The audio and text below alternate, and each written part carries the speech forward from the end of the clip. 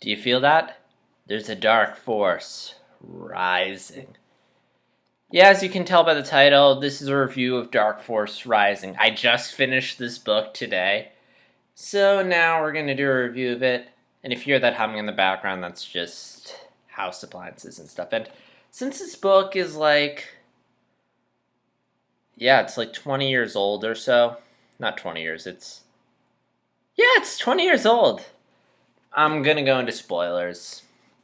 So, the first book I enjoyed, it was kind of like A New Hope, where you just have like this one standalone story that more exists just to introduce it's more of an introductory to the characters. Now the characters introduced, we can really go somewhere, and this book does. Although it does have a bit of a slow start, like it has to reintroduce the characters, and sorry, I got distracted by this awesome book. Characters and stuff, but once it gets going, it gets going. And it really turns into this Empire Strikes Back story, where the Boffins, they hit back hard, not the Boffins, I'm thinking of something, getting on myself, where the Empire hits back hard and strong. Thrawn is the best part of this book. He is such a great villain. Once again, I mean, just from how intelligent this character is, from how smart he is, from how he's not able to never overlooks anything. Like this tiny, this is nothing. Thrawn hones in on it and catches on it. Like, it's really hard to outsmart him. Which leads me to believe that if he was manning the turret in A New Hope, he would have blown up the escape pod, and that we would have had no New Hope. And the Death Star wouldn't have been blown up. But anyway, the book does do a good job of giving Sorry, I'm a little tired right now, so I'm probably just gonna... So if I mess up names and stuff, just forgive me. They do a good job of making Thrawn vulnerable in this book, giving him some rival, and that's in the form of Joruus, who finally gets some spotlight. Like, he really didn't do much in the first novel, so it was nice that finally in this novel he got to do something, and he did prove himself as a threat to Thrawn, like something that could a force that could actually mess with Thrawn. Even at the end of the book, when he's talking to Thrawn, like, he felt threatening, even though Thrawn had his Yasami or whatever it's called that deflects the Force. Like, you still felt the sense of, oh shit, Thrawn might actually be in trouble. And Joruus, or whatever his name is, however you pronounce his name, was a really good character in this. Like now that we actually get to know him, and that whole bit where Luke goes to meet with him, Jormak or Joruus. And hang on, let me flip around here so I don't go mispronouncing his name. Just forgive me a moment.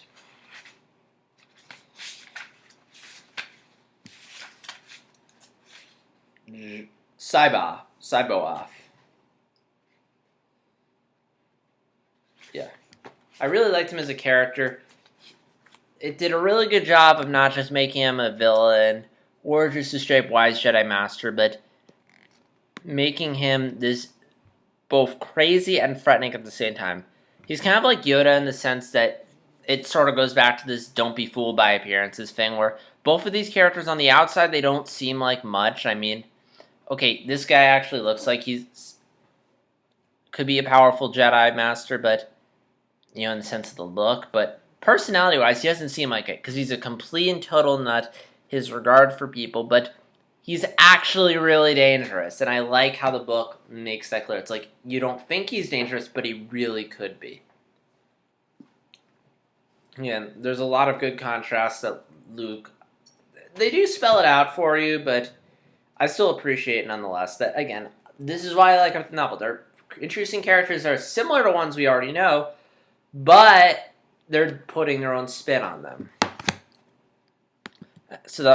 In case you're wondering, that whole bit where Luke's interacting with him, I really enjoyed that.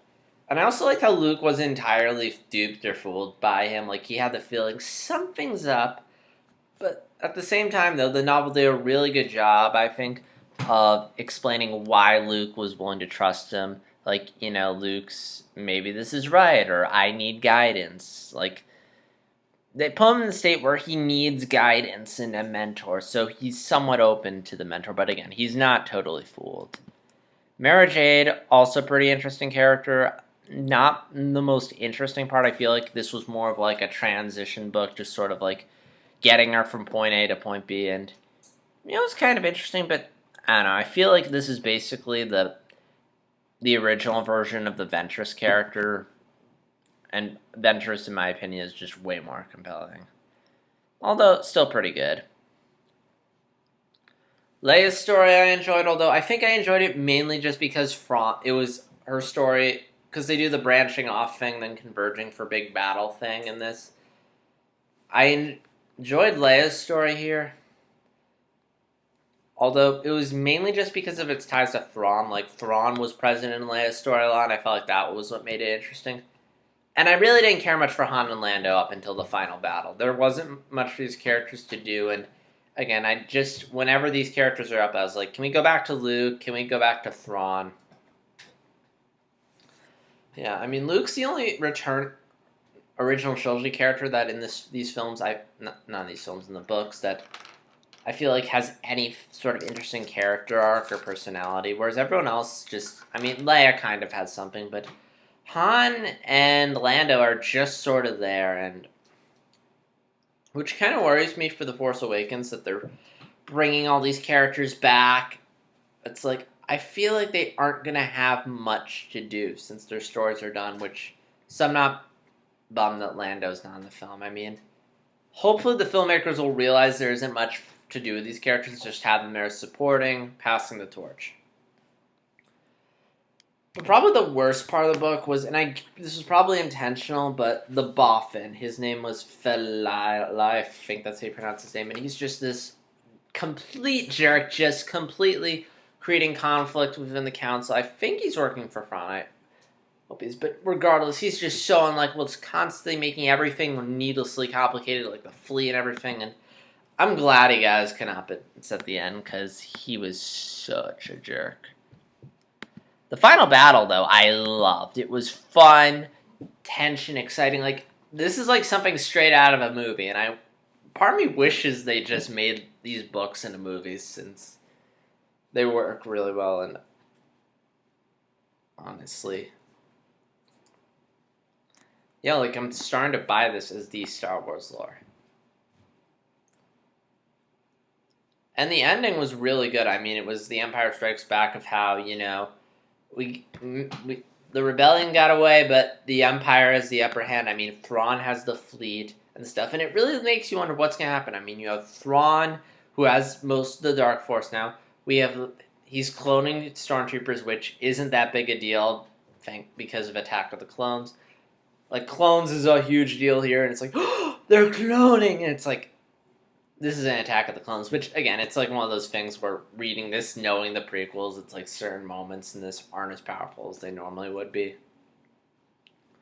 Mara Jade's fate is interesting, although I think I kind of know what it is already. I think she turns good. I already know they get together. Curious what's going to happen to the rebellion. I know they're going to win, but it's like, how are they going to bounce back from this?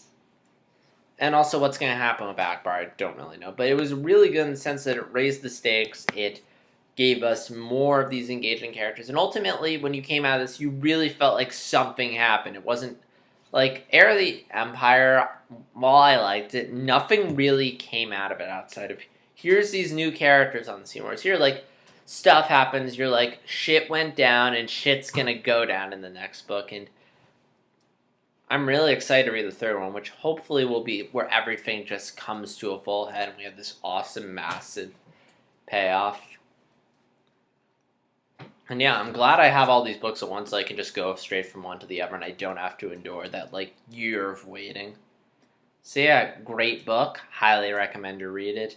Has its lagging moments, has its least interesting moments, but when this book is solid, it's really solid. So yeah, really good book, and can't wait to read the next one. Have you read Dark Force Rising? If so, what did you think about it? Please leave your thoughts in the comments below, and as always, like, dislike, subscribe. And this is JStar260, and may the Force be with you.